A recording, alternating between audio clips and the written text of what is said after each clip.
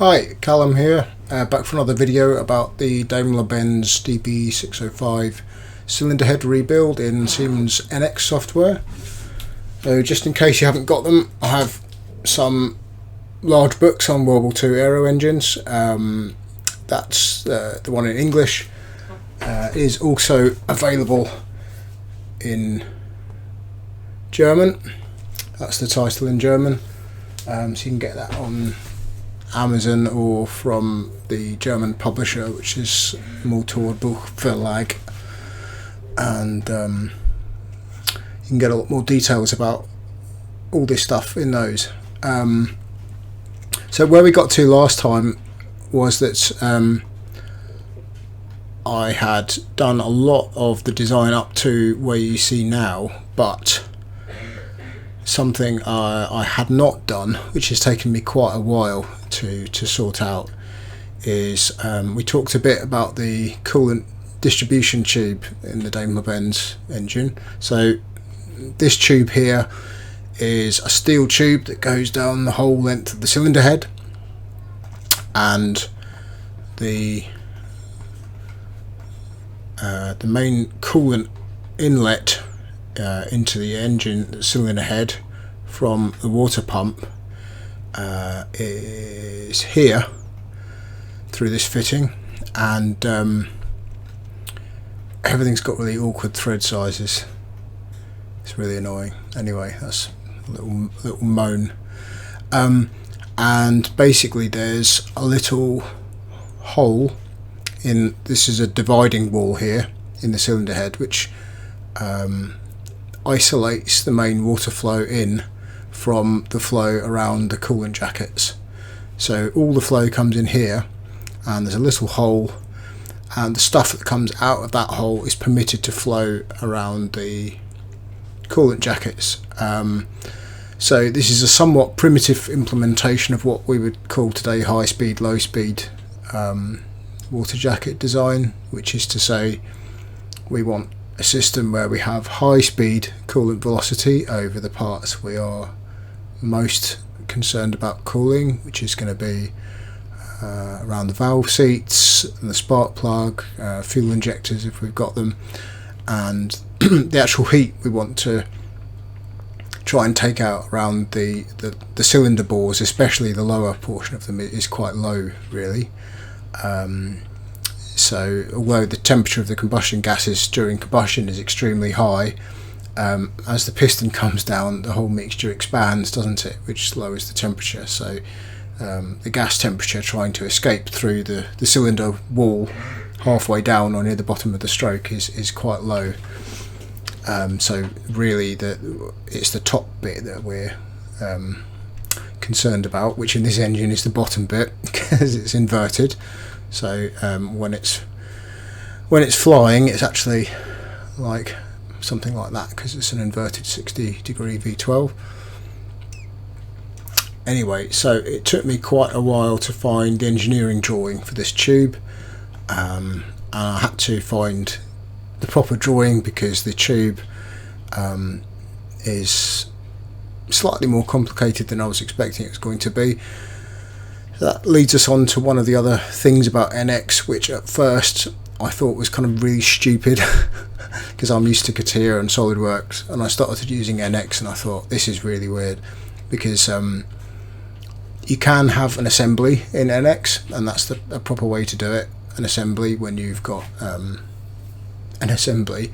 But what's quite useful to do, even if it's just temporarily, because I don't recommend you actually build final assemblies in this way, but it's really useful that NX actually can treat a part as an assembly. In other words, if you've just got a part file and you want to shove a whole load of stuff in there just to look at the clearances or how things made up, you don't have to go and create an assembly file and then put the thing you've got in that and then put all the other things in that. You can just shove the file in the part, which can cause a lot of problems if you don't appreciate that. But once you do appreciate it, it's actually quite useful. So that's the cylinder head master model, so that's the main thing I've got there. But because a part is also an assembly in NX, I've put the spritz raw, so that's sort of spray tube, part model in there in the correct position, which is really useful just to check that all holes are coming out in the right place and stuff like this. So that's actually quite useful. So that's the Spitzrohr, so spray tube. So that's in the back of the cylinder head, and that's actually blanked off. So most of the water flow is actually going down the inside of this tube. And what's interesting is that not only are the holes not regular in size down the tube, which we would expect, because if you want to get an even flow from it as you're firing flow down a tube, you will have to vary the hole size, because the pressure nearest where the fluid is coming in is going to be higher. Excuse me. But what's quite weird here is that the hole sizes don't particularly look intuitively sensible. So we've got a big hole which passes right the way through. So this side here is firing jets of coolant onto the top of the combustion chamber. So that one is in the center of one of the bores, and that one's firing water onto one pair of inlet and exhaust valve seats, and so on. And this one here is firing water up the way into the top bit of the cylinder head, which is sort of where the cam mechanism is, and the ports and stuff. So yes, it's actually not very regular, is it? So what I'm quite looking forward to seeing when we run a simulation, which we're going to do, is obviously a lot of thought's been put into these hole sizes. These people were not stupid, and this isn't some silly mistake that they've got wrong. There will be a good reason why they've done this in this particular way. So what I'm looking forward to seeing in the simulation is what results it produces. I'm not expecting them to be perfect. So in the 1940s, what they would have done is, aside from things we would still do now, which is get a real running engine and put pressure tappings into the water jacket everywhere and measure the pressure, that only tells you so much, and it can be quite difficult to interpret the results in something like a full engine, because you've got so many pressure readings, and pressure is also obviously not always indicative of flow. So you can have a very high pressure and not very much flow if you're stopping the water from doing something it wants to. So what they would have done is actually have a plastic engine, and they would put aluminium powder in the water, and basically flow water around the plastic engine block, clear plastic, and they'd shine some very powerful lights behind it, and they'll reflect off the aluminium powder in the coolant, and it's a flow visualization system, obviously. So these days you do it all with lasers. It's called particle image velocimetry. I can't even say that, PIV. So Formula 1 teams in wind tunnels will be doing all that stuff to see what where the airflow is going.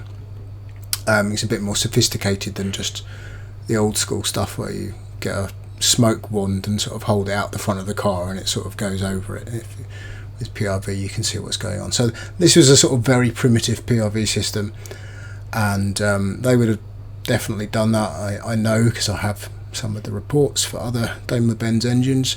So they probably did do some tests of that nature to size these holes. So we're going to see if we get a sensible result, and if the result looks a bit unexpected, maybe we can try and work out why that is.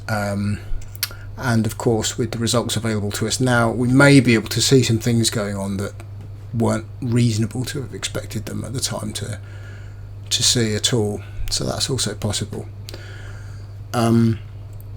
So the modelling itself of the cylinder head as a whole is coming on fairly slowly, because we've really got to the point now where I'm going to have to get into tracing of the original drawings. and basically I've got the casting drawings too, but the casting drawings are not drawings of the casting to make the molds. The casting drawings just have the hardness test locations and so on. So really the main drawings, you do have to infer from the main drawings what the casting shape would be, and they do contain most of the information you need to do that, but a lot of it is left to the eye to do. You can appreciate to some extent why that might have been, because if you try to define something as complex as a cylinder head, the outer shape, 100% on a drawing, the information you would have to put on that would be quite huge. So a lot of it is left to the artistic ability of the pattern maker, really. Obviously there's enough sections that they will show you what the shape needs to be, but you do need to basically get into tracing. So most major CAD systems have got this facility. So in NX it's called raster image. It basically just enables you to put in some sort of drawing or image and position it such that it can act as a useful reference in whatever you're drawing. So in CATIA this would be called sketch tracer. Raster image in NX works more or less the same way, except it's a little bit nicer because you don't need to be in an assembly context to do it, which you do if you were doing this in CATIA. And I think the image manipulation options in NX are possibly fractionally more complete than they are in sketch tracer and CATIA. So that's interesting. So that's really where I'm at now, is I'm gonna have to start sketching out some of these things. You can see that there is quite a bit of information given, which is detailed. So these radiuses here are all given, but they've not given you the XY of the circle centre, although it's on the drawing. So we're really at the point now where I'm going to have to use the sketch tracer to go in and find those centre points and then apply those radiuses to them, and to begin constructing the outside of the casting, well, and the inside as well. It's really quite difficult because the wall thicknesses are not completely constant everywhere. So the reason that's difficult is if we had a completely uniform casting, it would be quite easy because I could just draw one surface and offset it by whatever the casting thickness is. But here there are some local changes in the casting thickness, so the obvious implication of that is that I'm going to have to draw the inside and the outside of quite a few of these skins to model them properly, which is going to be fairly taxing time-wise, but we're getting there. So you can just see what I was talking about before. So there's one main hole which is firing down on the centre of the combustion chamber, and there's two small ones at the sides which would be about where the valve seats are. And I haven't patterned these all the way over, but you can see that in the casting they've actually got these sort of ribs cast in, which are obviously designed to increase the surface area around the valve seats where the water is coming past, to try to dissipate some of the heat. I haven't seen something like that before. That's certainly quite artistic. I think water systems are something which have really come on leaps and bounds in the last 15 years, I would say. A lot of stuff back then was very advanced, but I think cooling systems, combustion understanding and the combustion chamber knowledge of those things is a long way ahead of where it was in 1935, actually, when this was more or less being designed. So, for example, you can see around from these sections that this area here is water flow around the cylinder liners, and really in the high performance realm you really shouldn't see anyone trying to do this now. There's far too much fluid there, so you'll never get any sort of consistent speed of the flow around the liners. You don't need it to be very high speed, but you don't want it to be just sort of milling around in little whirlpools and stuff either. You do want it to be flowing around where it's going in a reasonably consistent way, and you don't want great big volumes like this. It also adds a lot of weight. So in modern terms, we would probably reduce the height of the water, so it's quite common not to have any coolant around the sort of bottom portion of the water jacket at all. And where this has got coolant, we would these days be making these sections much thinner, and in extreme cases we would have really unbelievably small sections with extremely high velocity going through them, which you can have very high heat transfer that way. We do have to be cautious about cavitation, so there are limits with cavitation about the speed of the water, so we have to be a little bit careful with that. So those aspects are much more advanced now than they were then, but we can see that they're still trying to do the same thing. So they've got this coolant distribution tube to try and fire high speed flow on areas they're most worried about, and they have separated the high and low speed areas of the cylinder head to some extent. The coolant tube actually forms the high speed jacket, really, because the jacket is not separated by a wall between the upper and lower sections, so really the flow down this tube is the high speed water core of the cylinder head, and it's reliant only on the high speed jets issuing from this pipe to try to have high speed coolant over the valves. And I think we can see immediately that concept has limitations, because the tube's here and you might have a hotspot here and you've got 30 or 40 millimeters between that, so the water coming out of the pipe here might be a nice high speed jet, but by the time it gets to here it's a bit more debatable what it's going to be doing, and it's certainly going to be mixing with the flow around it, and this coolant jet is going to be much less effective when it reaches the side of the cylinder head.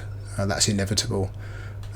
So we'll see how much the real performance may have been degraded compared to the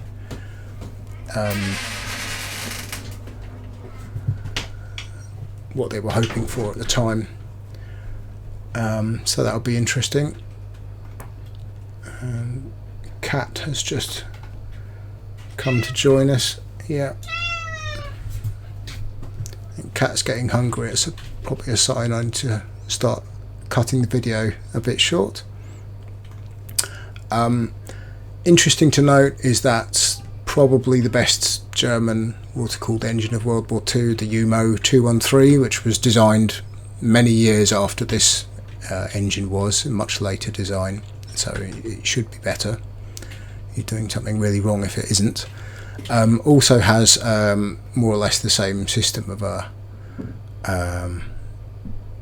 central coolant distribution tube as well, so it's not just something Daimler-Benz were doing on their own, but it does look like the UMO system may have been slightly more akin to a modern engine, because it does have a separate cylinder head joint where they would be today, just sort of at the top of the cylinder bore there, and as such it does have a bit more of a separate high speed and low speed sort of coolant area than the DB-605 does. Unfortunately I can't draw that because I still don't know where the Junkers engineering drawings have got to. As far as I know, nobody does. So that's an ongoing mystery. It may still be in some giant crate at the Smithsonian somewhere. We'll see. Anyway, so that's where we've got to. I think the next step, by the time you've seen the next video, really, I think what I hope to be doing is have sketched a lot more of the water jacket area from some of these sections I've put in with the raster image tool, and maybe have started to get the ports a little bit more advanced than they are now. I've really only got the side projection going. There's quite a bit of work to do on those too. So I hope you've enjoyed that little status update. I think there's no impediment to me finishing the job now that I've got this the engineering drawing for the water distribution tube. That was really the key to the simulation, which I didn't have, so that's great to get that. And yeah, just thanks for watching, and I look forward to giving you some more updates in the new year.